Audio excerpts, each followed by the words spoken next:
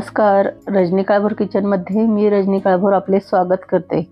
आज आपण बनवणार आहोत गाजराचा हलवा। गाजराचा हलवा बनवताना आपण दुधाचा वापर करणार नाही। हलवा बनवण्यासाठी सगळ्यात अगोदर गाजर स्वच्छ धुवून घ्यायची। त्यानंतर स्लायसरच्या सहाय्याने गाजराची साल काढून घ्यायची।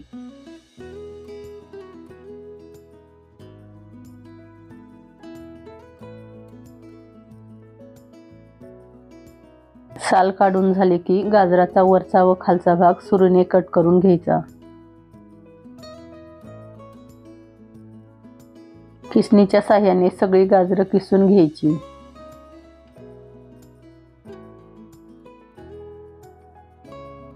आता आपली गाजरं किसून झाली आहेत। हलव्यासाठी लागणारे साहित्य पाहूया। अर्धा किलो किसलेले गाजर, 200 ग्राम साखर, 125 ग्राम खवा, 2 चमचे तूप, 1 चमचा बदामाचे तुकडे, 1 चमचा काजूचे तुकडे, अर्धा चमचा वेलची पावडर। गॅसवर कढई ठेवायची। कढई गरम झाली की त्यात तूप टाकायचे।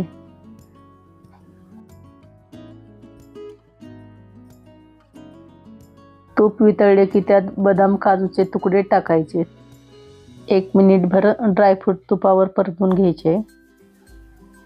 त्यानंतर किसलेले गाजर टाकायचे। 3 ते 4 मिनिट तरी आपल्याला हे गाजर तुपावर असेच परतून घ्यायचे।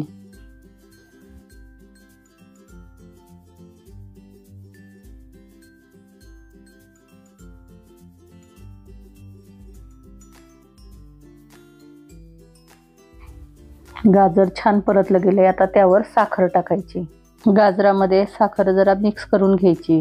आपण येथे अर्धा किलो किसलेले गाजर घेतले आहे, त्यामध्ये 200 ग्राम साखर टाकली आहे। साखर तुम्ही चवीनुसार कमी जास्त टाकू शकता। खवा टाकायचा। उलटण्याच्या साहाय्याने खवा असा मोडून घ्यायचा, म्हणजे खव्याच्या गुठळ्या राहणार नाहीत। बरेच जण हलव्यामध्ये दूध टाकतात, पण मी दूध नाही टाकत। दुधामुळे हलवा जास्त मऊसूत शिजतो, तसेही साखरेमुळे हलव्याला पाणी सुटते। त्या पाण्यामध्ये हलवा व्यवस्थित शिजतो। तुम्हाला जर हलवा जास्तच मऊसूत पाहिजे असेल तर त्यामध्ये शिजताना 1 वाटी दूध घाला। तुम्ही पाहू शकता साखरेमुळे हलव्याला पाणी सुटले ते। खवाही हलव्यामध्ये छान एकजीव झाला आहे। आता आपण कढईवर झाकण ठेवू। गॅस एकदम बारीकच ठेवायचा। 8 ते 10 मिनिट मंद गॅसवरच हलवा शिजवून घ्यायचा। 10 मिनिटांनंतर झाकण काढून हलवा परत हलवून घ्यायचा। पाणी बऱ्यापैकी आटले आहे। आता हलव्यामध्ये विलायची पावडर टाकायची।